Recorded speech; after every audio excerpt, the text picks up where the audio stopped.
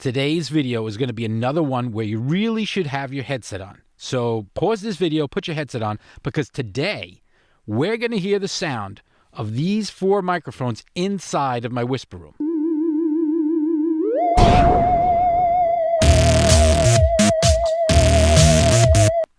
Now, about a week ago, I did a video with the same 4 microphones outside of the WhisperRoom, because these 4 microphones are supposed to be known for how well they reject background sounds. So one of its strongest points is, let's say like this one here, the Shure SM58. I'll lift them all up in a minute. The Shure SM58 is a common stage microphone where you're on the stage where you maybe have tens of thousands of screaming fans and you just want it to pick up your voice. You don't want all that feedback. So these are microphones that you generally expect to use in a noisier environment. So I shot the first video outside of the WhisperRoom where there was noise. Maybe some people wouldn't have heard the noise, but if you've got your headset on, which you should, you would have heard the sound of my air conditioning system. You would have heard the sound of 2 computers that are on 24/7 in my office, in my studio area. So without further ado, let's talk about these 4 microphones, what they are and why I'm comparing them to each other.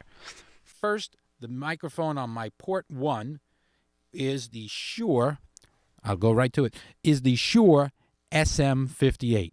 Now, it's a handheld microphone, so I'm going to hold it in my hand for a minute. This is the Shure SM58. Shure SM58. And I'm going to the next microphone. This one here is the Blue Encore 300. The Blue Encore 300 is a handheld mic, just like the SM58, but unlike the SM58, it's a condenser microphone, which means it runs off of 48-volt phantom power. Once again, handheld microphone, meant to be carried around, very good with handling noise, and we are now going to compare that with these other 4 microphones, other 3 microphones, that is. There's 4 of them here. Next on the desk here inside of my booth, this is the Shure Beta 58A. The Beta 58A. And by the way, I have on it the SE Dynamite right over here. The SE Dynamite as a slight signal booster. In fact, it boosts the signal so well, the gain on my Zoom H6, which is what I'm using to record this, is barely around a 3. Whereas all the other microphones are somewhere in the 4, 5, and even 6 range. This is also unique in that this is a super cardioid pattern. It likes you to be up front, and it doesn't pick up as well when you're on the side. All right, anyhow, that's the Beta 58A. Sure. Now, last but not least is the Shure SM7B. That is the Shure SM7B. The Shure SM7B is another dynamic mic, but unlike these 3, it's not a handheld. Now, the reason I wanted to do this follow-up video inside of my WhisperRoom is I want to see not just how well it rejects sounds. We've already done that outside of the room. We want to hear how well it picks up my voice, the human voice, the male voice in particular, in a controlled environment, meaning right inside of my booth. It is ultra quiet inside of my WhisperRoom. You don't hear the air conditioner, although it's on. You don't hear the 2 servers outside the room, but they're literally like 2 feet from the front of this camera, 2.5 feet away. 2 servers, always on. Normal, you can hear them. So, in the other video, you probably noticed that they did a pretty good job of getting rid of that background noise. But how well are they doing inside of the WhisperRoom? I'm going to start by going to each microphone and not only speaking directly into it, but I want to take a pause so you can listen to the self noise. The self noise is the sound of the microphone itself, its own hiss, its own hum or feedback, if you will.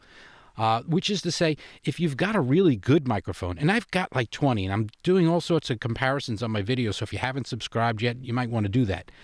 But the self noise on a high-end microphone, like I have a Neumann TLM103, I have a Sennheiser MKH 416, and a Rode NT1. Those are ultra-quiet condenser mics. They do great inside of this booth. How well do these microphones do? Let's go through them. Let's talk to them a little bit. Let's let you compare their sounds when I'm talking and when I'm not. And let's also talk about price while we're at it.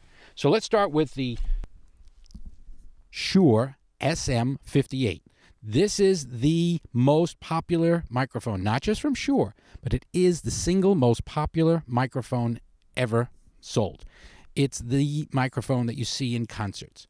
If you go to a concert and they've got a wired microphone, it's a pretty good chance it's going to be this one, because this is roadworthy. This thing weighs maybe 3/4 of a pound or so. It's pretty heavy. It's solid metal. It is built like a tank. What it is known for is literally being able to be beat up. I've seen videos where people have taken their SM58 and run them over with a car. I've seen them dunk them into a pitcher of beer. I've seen people take them onto the beach, put them under all sorts of environments. They just shake them off and blow on them to get off the dirt, and they work. And that's why it's the single most popular microphone for on the road. Now, price, it's about, I think I paid about $90 for it. It's somewhere in that ballpark. It's a dynamic microphone. It has a cardioid pattern, which basically means it does pretty well with what's in front of it, rejects what's behind it. So let's try that. I'm on the side of it now. I'm kind of on the side over here. Now I'm behind it. The sound quality behind it should be diminished quite a bit. And now I'm on the side of it. This is the SM58. Now let's listen to the sound of silence. And it even picks up my breathing, I guess.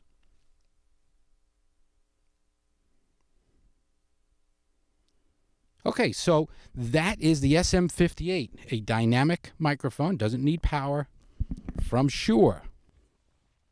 Next is my newest, well, one of my newest microphones. This one here is from Blue. This, you may even be able to see it. It's lit up. This is the Blue Encore 300. The Blue Encore 300. It's unique in that it's also a cardioid. It's also a handheld, but it is actually a condenser, which means it does use phantom power, 48 volts.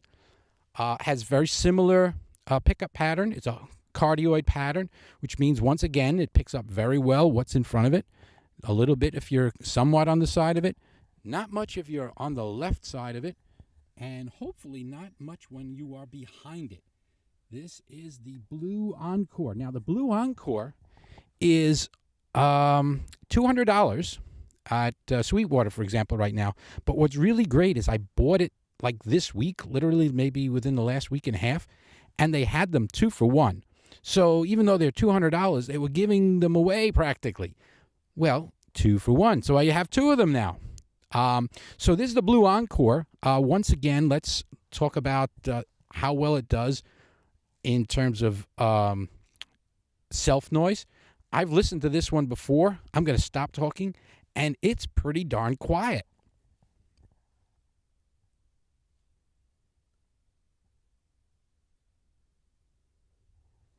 There you go. Now, I try not to breathe too much or move my arms around because these mics are actually pretty sensitive. One thing I should mention, by the way, mics like this, they don't often need a pop filter, although you can get them. I have a pop filter for my SM58, but the cool thing about an SM58, by the way, and I could do that with this one, is you could put your mouth right on it. It's literally touching my lips. These kinds of microphones are capable of handling that sort of thing. You've probably seen comedians like Michael Winslow putting their mouth on it, making all kinds of weird noises, because you could literally get right on top of it, and there's not a lot of popping going on. Third microphone. This one here is Shure Beta 58A. The Beta 58A, I think it's about $150 if I remember right. It is from Shure. It differs from the regular 58. This is the Beta 58A.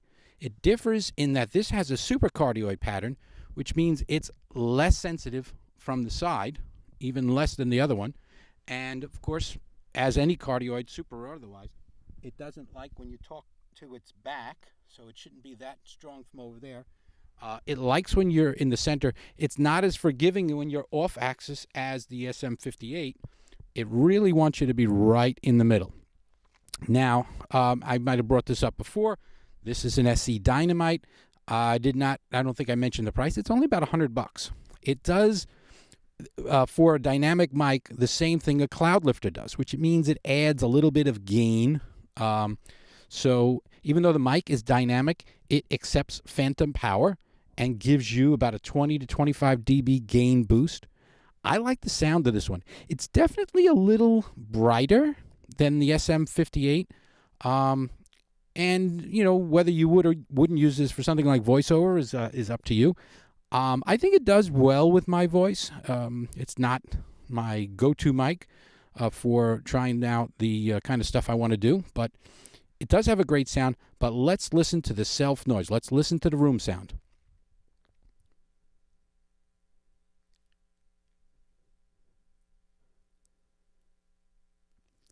I try not to breathe when I'm near these microphones because this WhisperRoom is so quiet that normal sounds that you wouldn't expect to get into the microphone are there.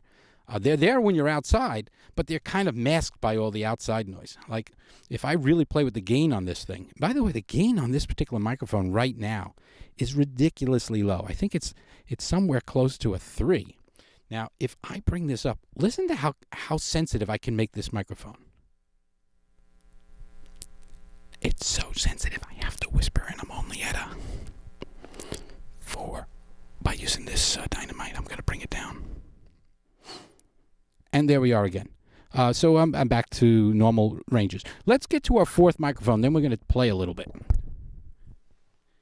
Okay, our fourth microphone is a really, really great microphone. This is the Shure SM58, no, the Shure SM7B, and it's going through a CloudLifter. Once again, just like the Dynamite, because it requires a lot more gain. Now, you don't need a CloudLifter or a Dynamite with the SM58 or the Beta 58. You don't need it, but it doesn't hurt to have one. It just gives you a little bit more elbow room because it doesn't really color it. But the SM7B does. This microphone eats gain for breakfast. It requires somewhere in the neighborhood of 60 dB of gain. And by the way, my Zoom H6 actually can give you the 60 dB, but the more you have to push your amplifier, your preamplifiers inside of your recording devices, the noisier they get. As you probably have tinkered with, if you bring up the gain on something, you hear hiss even when you're not talking. You hear stuff. So you want to keep that gain as low as possible. So this brings up the gain, but without adding a lot of noise to it. So this is the Shure SM7B. Now let's listen to the room sound with the Shure SM7B.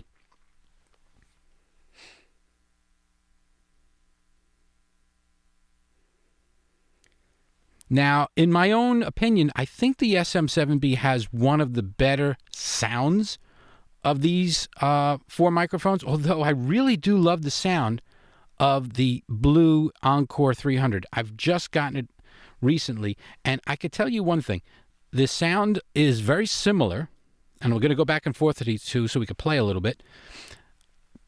The SM7B is a little warmer, maybe just a little bit. Has a little warmer sound. It has some buttons in the back that you could use to adjust the presence boost. I'm not using any of those right now. I'm giving to you flat. It also has a high pass cutoff, which is another technical thing to kind of get rid of certain times a hum outside of the thing. But I have it all kind of straight lined right now. So the one thing I do notice about the SM7B is no matter how I play this thing, unless I have a really great preamp, I'm going to get a certain amount of hiss. There's a little bit of hiss. But the signal to noise ratio, which means there's a lot more signal, it does compensate for that. But this is the SM7B. Now I'm going to go back to the Encore and do a little bit of volume playing because I really love the sound of this. Okay, so I'm back to the Encore, the Blue Encore 300. As I've mentioned before, it is a condenser mic. And it's very sensitive, but one thing I noticed, even compared to these other microphones, is it seems to have, it's pretty quiet. When I'm not talking, it's pretty quiet, which is something I always want to hear. I mean, it really is a quiet microphone. You don't hear much of the background when you're using it. and it is super sensitive. I've noticed, as a rule of thumb, condenser mics are more sensitive. They do pick up more of the sound. Now, I have my gain at a conservative level between 4 and 5. I think actually it's closer to 4. I'm going to bring up the gain, and we're going to listen to how noisy it gets. It will get noisy. I'll warn you there, so I'm going to have to whisper because it does work, but it's super sensitive. It'll pick up even the sounds of the saliva in my mouth. Be warned. Okay, my gain is now at about a 5, and I'm watching my level so I don't clip too much. But this is a gain of 5, and I can move it back a little bit and see how it sounds if it's a little further away. A gain of 5. And now I'm going to bring it up, my gain, to somewhere between 6 and 7. It's really, really sensitive. I'm whispering, and the mic is a good 5-6 inches away. Listen to the sound, and it's really still pretty quiet in the background.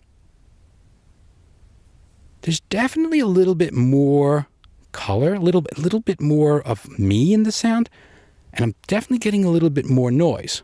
But the ratio of noise to signal is still pretty good. I can get right on top of it, but now I risk clipping at this volume level. Listen to the sound it picks up in my mouth. Pretty sensitive. I'm going to bring it up. It's still only around a 6. Down between 7 and 8. I can move it back quite a bit. It's very sensitive. Now I'm using a Zoom H6 to record this. And again, this is the Blue Encore. And I am whispering. I'm going to try to bring it all the way up. Whoa. Okay, it's at a 10. I am literally whispering as low as I could possibly get. The microphone's further away. I mean, this thing is super sensitive. I'm gonna bring the zoom back down to a normal range. Okay, all right. I'm gonna go back to around a 4. So anyhow, this is the Blue Encore 300, and I really like this one. Now, which one do you think sounds best inside of this WhisperRoom? So far in this setting, I kind of like the Blue Encore. The Blue Encore has a certain clarity to it, but I really always seem to fall back on some of my favorites for certain types of sound. The Shure SM7B is kind of right there in the middle. It's your rock. It's got a certain presence to it. It's not overpowering. I can bring the volume up on that one just like I did on this one, on the Encore. You see if I can remember which port I'm in here. Number 4. I'm currently at a gain of around 4. I'm going to bring it up. There's already a buzz here, so I really don't want to play with that gain too much. But I like the sound. I just don't like the buzz. It really needs a lot of gain, but if you give it too much in the wrong places, these preamps just don't cut it. So I'm going to bring it back down a little bit. So this is inside of the WhisperRoom. Clearly, in fact, I'm going to play a little bit of the clips right here of these 4 microphones outside of there. But look for my other video to hear the rest of it. In fact, you know what? Let's just end this video right around here. Find the other video. I'll put a link down or something. But look on my channel. Subscribe if you haven't already done so. And then listen to these microphones outside of the room. I've got a lot more microphones to test and a lot more comparisons and head-to-heads I'm going to be doing. Just got a whole bunch of new gear. So thanks for watching. Yeah, I know. Yeah, I kind of finally figured out why I've been getting all these weird matches. You know, yeah, what do I know? Left, swipe right. I was just, you know, I hold the phone in my left hand, I swipe one way. I hold the phone in my right hand, I swipe another way. Yeah, that kind of explains it all, right? So what do I know? Left, right, I'm just swiping, and there you go. Yeah. Oh, hold on a second. Yeah, thanks for watching. Hope you liked the video. All the usual stuff. You know, hit subscribe. Look for the little bell next to it so you get notified. Don't forget to comment. You know, be a sport. You know, hit the thumbs up. Interact. Be part of it. You know what I mean. Yeah. All right. Yeah, so let's swipe left. What do I know? What swipe left, swipe... Well, yeah, I know it said so at the beginning you signed up. I don't pay attention to that sort of thing.